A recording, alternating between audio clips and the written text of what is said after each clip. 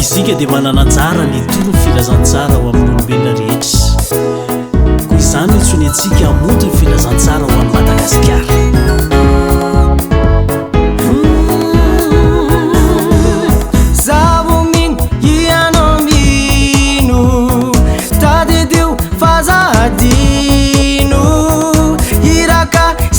Tantani mandehan vani tomponu miandranzany ianao mino tadidio fazadino iraka siketo antany mandehan vani tomponu miandranzany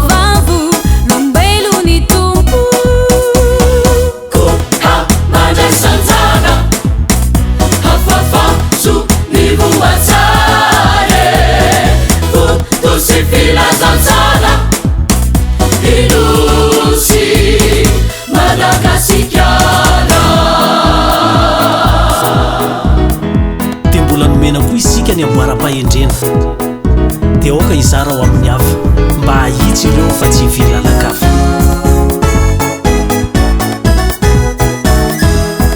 Sikatukudenumena ni amboara-pahendrena demiza rawani hafa mahitsy fa tsy hivily lalakafa.